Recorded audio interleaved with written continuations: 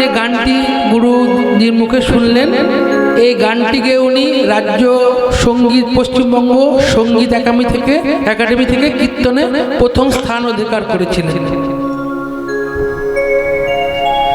আবার এটা না বলে আনন্দ পাচ্ছিল না। অনেকক্ষণ কথা বলছিস রাই, একটুখানি মাখন, একটু ছানা সন্দেশ এনে দিন। তোরা খাবারের কথা বলছিস? ওই কৃষ্ণকে ভালোবাসতে গিয়ে আমার খাওয়া ঘুম সব মাথায় উঠেছে।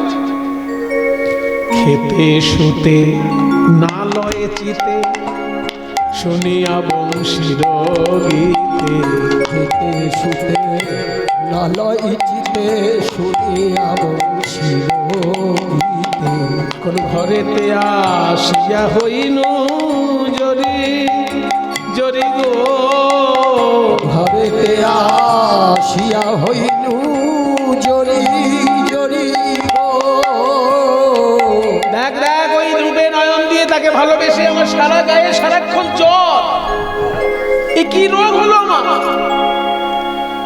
গোপেতে মন তো কয় এ যে জ্বর জ্বালা কিছু নয়। গোপেতে পুতে কয় জ্বর জ্বালা কিছু নয়। ওই কালিয়া করেছে মন চুরি রাধে নদী, কালিয়া করেছে মন চুরি রাধে নদী। পদকর্তা মুরারি গুপ্ত বা গুপ্তে অনন্ত এক পাশে দাঁড়িয়ে বলছে, ওগো রাধে, তুমি যেটা জ্বর জ্বালা বলে মনে করছো ওটা জ্বর জ্বালা নয়। ওটার আসল কি হয়েছে জানো? এ তো নয় জ্বর জ্বালা, এ তো নয় জ্বর জ্বালা। তোমার মন চুরি করেছে কালা, এ তো নয় জ্বর জ্বালা। তোমার মন চুরি করেছে কালা, এ তো নয় জ্বর জ্বালা। তোমার মন চুরি করেছে কালা, শোনো বৃষভানুবালা। মন চুরি করেছে কালা শোভানুবালা। তোমার মন চুরি করেছে কালা, এ তো নয় জ্বর জ্বালা। সখিয়ে এইবার আমি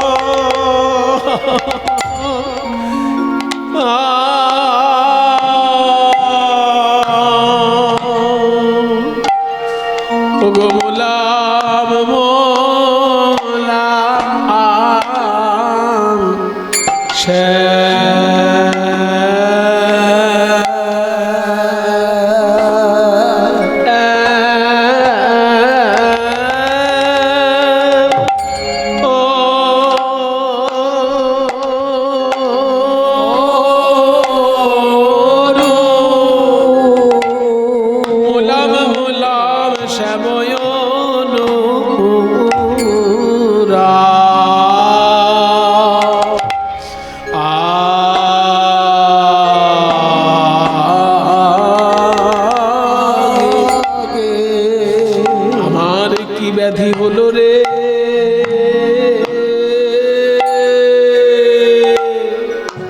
অনুরাগ ভুজঙ্গে দশ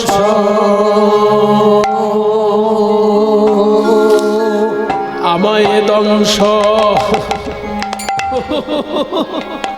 ওইলে গো রমণীর প্রাণ কোমল জেনে এই ব্রজ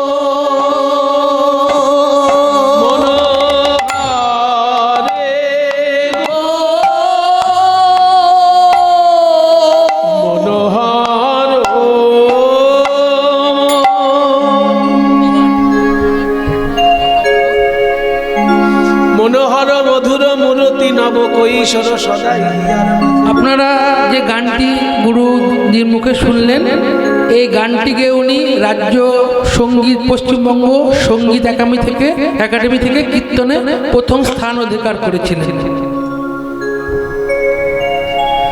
আবার এটা না বলে আনন্দ পাচ্ছিল না। রাজ্য সঙ্গীত একাডেমিতে 1995 খ্রিস্টাব্দে।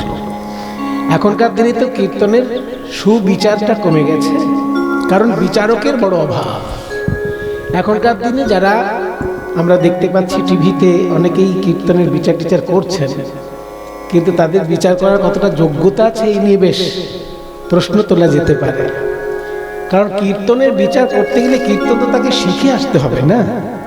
কীর্তন না শিখেই কীর্তনের বিচার করার জন্য টিভিতে এক একজন সেজে বুঝে চলে আসছেন। এটা কীর্তন জগতের পক্ষে খুবই দুঃখজনক একটা ঘটনা এবং খুব লজ্জাজনক একটা বিষয়, অন্তত সঙ্গীত জগতের পক্ষে। যারা কীর্তন জেনে বুঝে কীর্তনের বিচার করতে আসবেন তাদেরকে নিশ্চয়ই আমরা মাথায় তুলে নেব, কিন্তু কীর্তন জানে না, কীর্তন বোঝে না, অথচ কীর্তনের বিচার করতে আসছেন, এটা সঙ্গীত জগতের পক্ষে অন্তত একটা ঘৃণ্য, একটা লজ্জাজনক ব্যাপার। তা আমি যখন 1995 খ্রিস্টাব্দে পশ্চিমবঙ্গ রাজ্য সঙ্গীত একাডেমিতে গান গাইতে মানে কম্পিটিশনে নাম দিয়েছিলাম, পরীক্ষক যারা ছিলেন রবীন্দ্রভারতী তারা সব বড় বড় এক একজন বাঘা বাঘা অধ্যাপক। একজন হচ্ছেন শ্রীখোলের বড় অধ্যাপক, তার নাম মৃগাঙ্কশেখর চক্রবর্তী। তার লেখা বই কীর্তন অনুরাগী মানুষ মাত্রই পড়েন, বইটির নাম হচ্ছে বাংলার কীর্তন গান। কীর্তন সম্পর্কে যারা কিছু জানতে চায় তাদের বইটা পড়তেই হবে।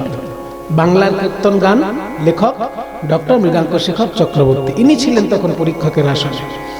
ওদিকে আবার ব্রজরাখাল দাস ছিলেন, যিনি মুর্শিদাবাদের বিখ্যাত মানুষ, হরিদাস করের প্রধান শ্রীখোল বাদক ছিলেন, রথীন ঘোষের সঙ্গে বাজিয়েছেন ব্রজরাখাল দাস।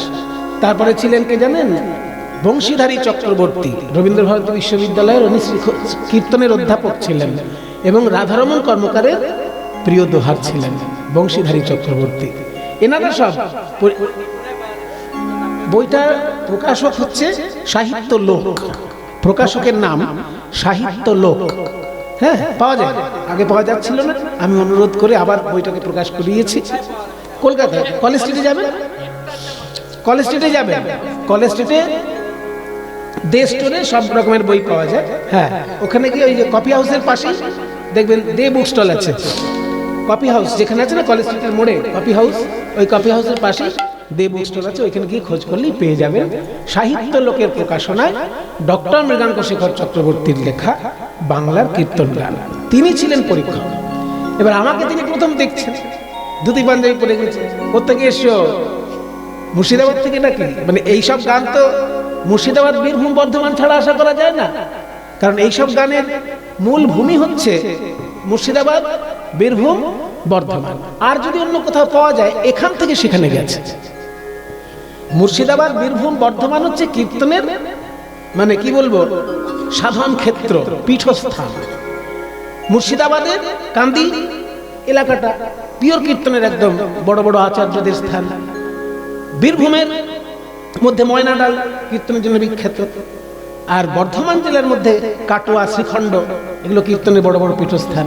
ওই জন্য বীরভূম, মুর্শিদাবাদ, বর্ধমান এই তিনটে হচ্ছে মনোহর সাই এবং গণনাট্য কীর্তনের একদম প্রাণ কেন্দ্র। তা আমি ধুতি পাঞ্জাবি পরে গেছিলাম বলে আগে দেখে বলছে মুর্শিদাবাদ থেকে এসছো নাকি? বলে না না, আমি মুর্শিদাবাদ থেকে আসিনি, তবে গানটা মুর্শিদাবাদের, গানটা মুর্শিদাবাদ। কারণ এইসব গান যামিনী মুখার্জির কাছে শিখেছিলেন নীলমণি দাস মহাশয়।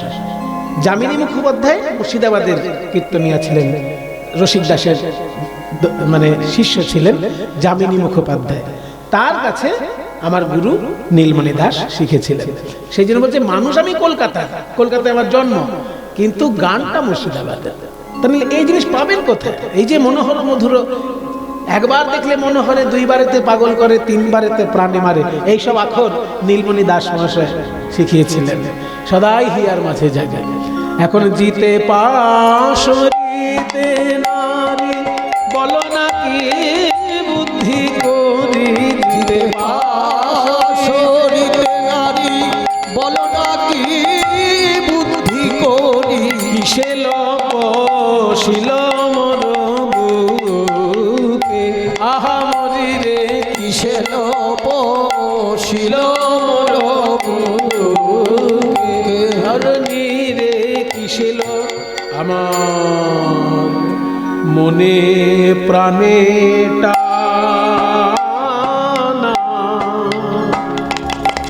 প্রাণ ধরে টানাটানি, প্রাণ ধরে টানা টানি রে, প্রাণ ধরে টানা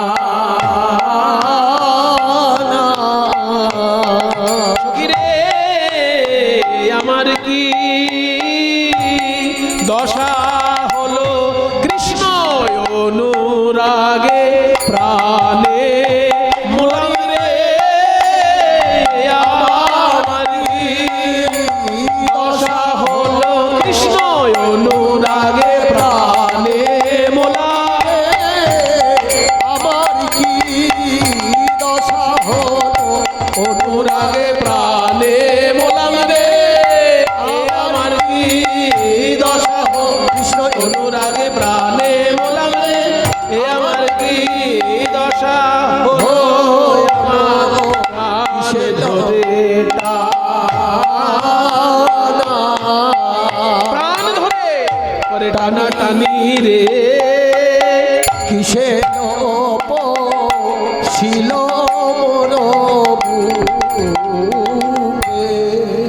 এখন টানিলে না বাহিরায় বাহির হইয়া নাহি যায় টানিলে না বাহির হয় বাহির হইয়া নাহি যায় তরে জলয়ে ধিকে ধিকে সজনী রে অন্তরে জলয়ে ধীরে শোন কিছু নাহি সহে গায় কেবা পরতিত যায় কিছু নাহি সহে গায় কেবা পরতিত যায় এক তিলে একটুখানি সময়ের জন্য আমার প্রাণ তিন জায়গায় আসা যাওয়া করছে। এই বুক থেকে গলা এসে যাচ্ছে, গলা থেকে মুখ এসে যাচ্ছে, কিন্তু মুখ থেকে বেরোতে পারছে না, কারণ যেই কৃষ্ণ নাম কেউ শুনিয়ে দিচ্ছে আবার প্রাণ ফিরে চলে যাচ্ছে, কিন্তু তিন জায়গায় আসা যাওয়া করছে। এক তিলে প্রাণ তিন ঠাই ধরি, এক তিলে প্রাণ তিন ঠাই ধরি। একদিকে বলছে তিন জায়গায় প্রাণ আসা যাওয়া করছে, মানে হৃদয়, কণ্ঠ, মুখ। আবার অন্যদিকে বলছে তিন ঠাই রহে প্রাণ, তিন ঠাই রহে প্রাণ। বাপ কুলে আর শ্বশুর কুলে, তিনটে জায়গায়, একদিকে বাপ কুলে আর একটা শ্বশুর কুলে, আর সবার উপরে গোবিন্দ কুলে, বাপ কুলে আর শ্বশুর কুলে, সবার গোবিন্দ কুলে, বাপ কুলে আর শ্বশুর কুলে, সবার উপরে গোবিন্দ কুলে, বাপ কুলে আর শ্বশুর কুলে। বলি তিন ঠাই রহে প্রাণ, কুলে প্রাণ তিন ঠাই রাখি। এত সুন্দর বৈষ্ণব পদ যিনি রচনা করেছেন তিনি চৈতন্য মহাপ্রভুর বন্ধুস্থানীয় অন্তরঙ্গ পার্ষদ, তার নাম রামানন্দ বসু। এই বসু রামানন্দ যিনি, তিনি বর্ধমান জেলার কুলিন গ্রামের জমিদার ছিলেন, এবং এই কুলিন গ্রামের বসু রামানন্দের পরিবারকে মহাপ্রভু এত ভালোবাসতেন, কি বলতেন জানেন? বলতেন যে কুলিন গ্রামের যে হয়তো কুকুর, সেহ মোর প্রিয়, অন্যের কথা বহুদূর। বলছে কুলিন গ্রামে যদি কোনো কুকুর বাস করে সেও আমার প্রিয়, আর ওখানকার মানুষ তো আমার একবারে প্রাণের মানুষ। কুলিন গ্রাম সম্পর্কে মহাপ্রভু এত বড় কথা বলেছেন। সেই কুলিন গ্রামের জমিদার ছিলেন বসু রামানন্দ, মহাপ্রভুর বন্ধুস্থানীয়, তার লেখা এই পদ। তার উদ্দেশ্যে সবাই প্রণাম করুন। বসু রামানন্দের বাণী দিবানিশি নাহি জানি, বসু রামানন্দের বাণী দিবানিশি নাহি জানি, অন্তরে গুমরি মরি মরি, অন্তরে মরি মরি মরি, আমি মনে মনে ঘুমরে মরি, আমি মনে মনে ঘুমরে মরি, কইতে নারী সইতে নারী, মনে মনে ঘুমরে মরি, বলতে নারী সইতে নারী, মনে মনে ঘুমরে মরি। কিছু কইতে নারী সইতেও নারী। আমার অবস্থাটা কিরকম জানো? এখানে নীলমণি দাস মহাশয় আখর শিখিয়েছিলেন চোরেরও রমণী সম, মানে চোরের বউ, চোরের বউয়ের যে অবস্থা হয়, মনে করুন কোন, হ্যাঁ, কোন রানীর হার চুরি করে চোর এনেছে আর গিন্নিকে দিয়েছে, এই দেখো আমাদের দেশের রানীর হার। এবার সেই চোরের গিন্নি কি করবে? রানীর হার গলায় পরে আয়নার সামনে দাঁড়াবে বটে, কিন্তু দরজার বাইরে বেরোতে পারবে কি? জানলার সামনে ওই হারটা পরে মনের আনন্দে তার একেবারে আনন্দে আত্মহারা, কিন্তু মুখ ফুটে কাউকে কোনোদিন বলতে পারবে যে এই দেশের রানীর হার আমি গলায় পরেছিলাম? কিছু কইতে নারী সইতেও নারী, চোরেরও রমণী সম, কইতে নারী সইতেও নারী, চোরেরও রমণী সম, কইতেও নারী সইতেও নারী, চোরেরও রমণী সম, কইতেও নারী সইতে নারী, মনে মনে ঘুমরে মরি। বসু রামানন্দের বাণী দিবানিশি নাহি জানি, অন্তরে মরি মরি মরি। এইভাবে সখী সানে বধুর কথা কইতেছিল বসি, হেনকালে কুঞ্জ মাঝে বাজলো শ্যামের বাঁশি। বলে আর না বাজিও বাসি করি অহংকার, সর্বদংশিল যেন হৃদয়ে আমার। ওই বংশীরব পশিল কানে, আর চিতে না ধৈর্য মানে। অমনে উঠিল রসবতী, বলে কে যাবে আমার সামনে? বিপিন বিহার রঙ্গে ভেটিবারে গোকুলেরও পতি। ললিতা বলে গো রাধে, আগে সাজাইব মন সাজে। ললিতা বলে গো রাধে, সাজাইব মন সাধে। বলি যেতে হবে তাহা মোরা জানি গো, যেতে হবে তাহা মোরা জানি গো। এই, আমরা তোমার সঙ্গে যাব, সখীগণে সঙ্গে লব। আমরা তোমার সঙ্গে যাব, সখীগণে সঙ্গে লব। যেতে হবে তাহা মোরা জানি গো। সখীগণে সঙ্গে লব, যেতে হবে তাহা মোরা জানি। আয় তোকে সাজিয়ে দি। রাইকে সাজাইছে ভালে, লবঙ্গ মালতি মালে। রাইকে সাজাইছে ভালে, লবঙ্গ মালতি মালে। রাইকে সাজাইছে ভালে, লবঙ্গ মালতি মালে। চন্দনের বিন্দু ভালে দিল গো, চন্দনের বিন্দু ভালে দিল গো। সিন্ধুর বিন্দু রলে যেন বিন্দু, উপরে সিন্ধুর বিন্দু, রবি কোলে যেন ইন্দু। হেরি সবে নিমিখ হতে দিল গো। ওই রবি কোলে যেন ইন্দু, এই সবাই হতে দিল। কি সুন্দর পদাবলী বাবা। বলছে চাঁদের চন্দনের ফোঁটা আর উপরে সিঁদুরের বিন্দু। দেখে মনে হচ্ছে সিঁদুরটা যেন সূর্য, চন্দনের ফোঁটাটা যেন চাঁদ। সূর্য যেন চাঁদকে কোলে নিয়ে আকাশে উদিত হয়েছে।